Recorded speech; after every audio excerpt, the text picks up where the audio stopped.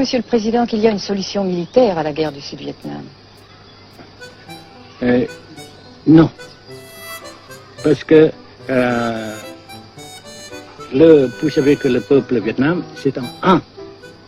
Et le pays du Vietnam, c'est un. Les Américains ont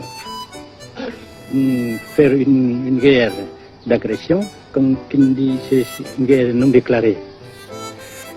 Et, comme vous savez aussi, vous avez pu lire dans la presse, n'est-ce pas, mondiale, que plus la guerre prolonge, plus les Américains et leurs valets, n'est-ce pas, comment dire ça,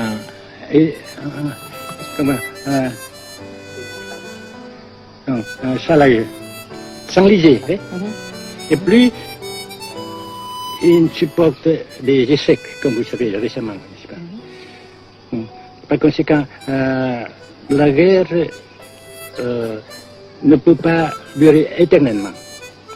Et je suis très heureux que les politiciens haut placés français ont reconnu cela.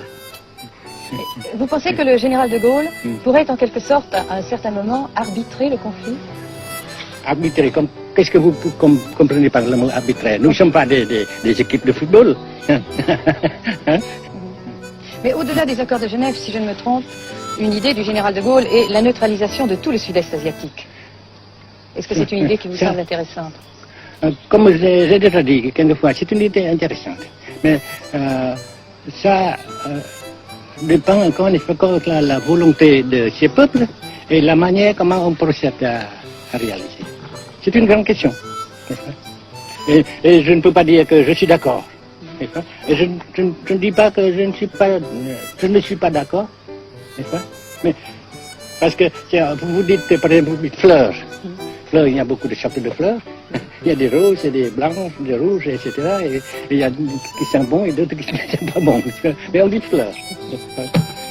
Monsieur le Président, nous avons constaté avec chagrin qu'au cours de notre voyage au Nord-Vietnam, que l'influence française était devenue à peu près inexistante dans votre pays. Les moins de 25 ans ne comprennent plus du tout le français.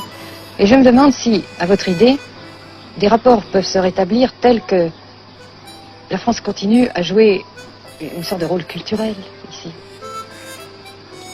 Avec la France, surtout, et avec tous les autres pays. Nous voulons avoir une coopération amicale, culturelle, économique, etc. Mais je suis sûr que vous ne voulez pas avoir, n'est-ce pas, que la France ait l'influence qu'elle avait avant. C'est une autre chose. C'est une autre école. Mais coopération culturelle, économique, qu'est-ce qu'il y a encore, sportive par exemple, etc., n'est-ce pas, nous le désirons.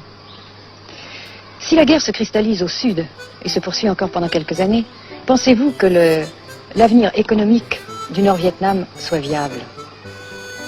Je suis sûr que c'est non seulement viable, mais ça progresse.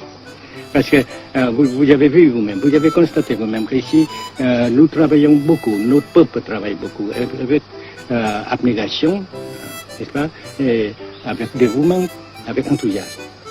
Et d'un côté, nous travaillons pour, comment dirais-je, pour principalement, n'est-ce pas, de nos propres forces, de nos propres.